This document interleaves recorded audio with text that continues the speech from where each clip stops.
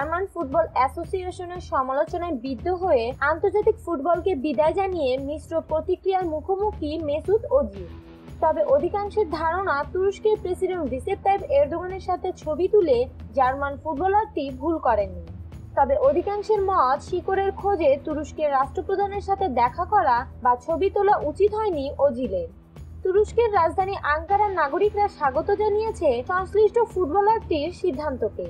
তবে প্রকাশিত এক বিজ্ঞপ্তিতে ডিএফবি জানিয়েছে মেসুত ওজিলের বিরুদ্ধে কোনো বর্ণ বৈষম্যমূলক মন্তব্য করেনি সংস্থার প্রধান রেইনহার্ড গিন্ডল। তবে তুরস্কের রাষ্ট্রপ্রধানের সাথে ছবি তোলার জন্য অবশ্যই জবাবদিহি করতে হবে ওজিল ও গুন্ডোগানকে। জার্মানির জাতীয় ফুটবল দলের প্রতি ওজিলের দায়বদ্ধতা নিয়ে কোনো প্রশ্নই তোলা হয়নি। সামাজিক যোগাযোগ মাধ্যমে অবসর ঘোষণা করেছেন জার্মানির এই তারকা ফুটবলার। তার বক্তব্য, কোনো রাজনৈতিক উদ্দেশ্য নিয়ে এরদোগানের সাথে দেখা করিনি। আমার হৃদয়ে জার্মানির পাশাপাশি তুরস্কের জন্য বিশেষ স্থান রয়েছে। নিজের শিকড় কি ভুলে যাওয়া সম্ভব? তা সত্ত্বেও বর্ণ বৈষম্যমূলক মন্তব্য ক্রমাগত শুনে যেতে হচ্ছে, যা আদৌ কাঙ্ক্ষিত নয়। বর্ণবিদ্বেষ কখনো মেনে নেইনি, এখনো নেব না। তুরস্কের প্রেসিডেন্ট এরদোগানের সাথে দেখা করা কিংবা ছবি তোলার জন্য ডিএফবি এবং বিভিন্ন ব্যক্তির কাছ থেকে যে বর্ণবিদ্বেষী সমালোচনা শুনেছি তা মানতে পারছি না। প্রত্যেকেরই সহ্যের সীমা রয়েছে। জার্মানির হয়ে মাঠে এত বছর ঘাম রক্ত নিংড়ে দেওয়ার পরও আমার দায়বদ্ধতা নিয়ে প্রশ্ন ওঠা অযৌক্তিক। আবার বলছি, 2010 সালে তুরস্কের প্রেসিডেন্টের সাথে আমার আলাপ হয়েছিল। তারপর থেকে সম্পর্ক নিবিড় হয়, তাই তার সাথে দেখা করা বা ছবি তোলার জন্য বিন্দুমাত্র অনুশোচনা নেই। উল্লেখ্য, তুরস্কের প্রেসিডেন্টের সাথে ছবি তোলার জন্য জার্মান সমর্থকরা ওজিলের দায়বদ্ধতা নিয়ে প্রশ্ন তুলেছিলেন। ডিএফবির প্রেসিডেন্ট রেইনহার্ড গিন্ডল এক সাক্ষাতে ওজিলের সমালোচনা করে বলেছিলেন, তুরস্ক থেকে যারা জার্মানিতে এসেছে তাদের উচিত রাজনৈতিক মতাদর্শ মেনে চলা। এই দেশের পাতা ফাঁদে পা দিলে সমস্যা বাড়তেই পারে। এরপর অবশ্য ওজিলের পাশে দাঁড়িয়েছিলেন জার্মানির কোচ জোয়াকিম লো এবং জার্মান প্রেসিডেন্ট ফ্রাঙ্ক ওয়াল্টার স্টেইনমিয়ার। এই দুইজনকে পাশে পেয়ে ওজিলের মন্তব্য ছিল, ম্যাচ জিতলে আমি জার্মান, আর হারলেই অভিবাসী।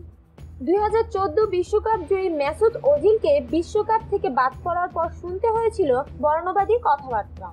বিশ্বকাপের আগেই ঝামেলায় পড়েছিলেন ওজিল। সতীর্থদের কাছ থেকে সহানুভূতি পেলেও ওজিলকে তিরস্কার করেছেন বায়ার্ন মিউনিখ সভাপতি হোয়েন্স। ওজিলের এই সিদ্ধান্তে বেজায় খুশিও হয়েছেন তিনি।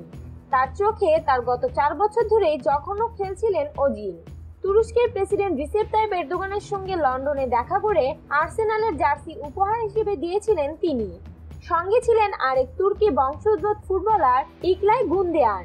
এই ব্যাপারটা জার্মানরা মেনে নিতে পারেনি। তুরস্ক আর জার্মানির কূটনৈতিক সম্পর্ক খারাপ হওয়ার কারণে বিপাকে পড়েছিলেন ওজিল আর গুন্দোয়ান। জার্মান সংবাদ মাধ্যম রীতিমতো মানসিক অত্যাচার করেছেন ওজিলের ওপর। জার্মান ফুটবল ফেডারেশনের প্রধান রেইনহার্ড গিন্ডল বলেছিলেন, ওজিলের উচিত সমর্থকদের কাছে এই ঘটনার ব্যাখ্যা দেওয়া। দলের হর্তাকর্তাদের সামনে এমন আচরণে ক্ষুব্ধ ওজিল যতদিন জার্মান দলের মধ্যে বর্ণবাদী আচরণ থাকবে ততদিন আর জাতীয় দলে না খেলার সিদ্ধান্ত নিয়েছেন। তবে তার এই সিদ্ধান্তে অনেকেই হতবাক হয়েছেন, আবার অনেকেই হয়েছেন ক্ষুব্ধ। তবে ওজিলের উপর এতটাই বর্ণবাদী হোয়েন্স যে তাকে জার্মান দলে আর না ফেরার কথা বলেছেন তিনি। 1974 বিশ্বকাপ জয়ী দলের সদস্য এই জার্মানের ভাষায়, আমি খুশি এ ঘটনা এখানেই শেষ হচ্ছে। সে বহু বছর ধরেই জঘন্য খেলছিল। সে সর্বশেষ কোনো ট্যাকল জিতেছিল 2014 বিশ্বকাপের আগে। শ্রোতা বন্ধুরা, অবসর নিয়েও রেহাই পাচ্ছে না ওজিল।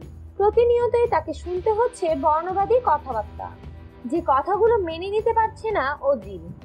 আপনাদের কি মনে হয়, ওজিলকে কি এভাবে অপদস্থ করা ঠিক হচ্ছে? এ বিষয়ে আপনাদের মতামত অবশ্যই আমাদেরকে কমেন্টের মাধ্যমে জানাবেন। আমাদের নিউজটি যদি আপনাদের ভালো লেগে থাকে তাহলে লাইক দিন, কমেন্টের মাধ্যমে আপনার মতামত জানান এবং পরবর্তী সকল আপডেট পাওয়ার জন্য সাবস্ক্রাইব করুন। ধন্যবাদ।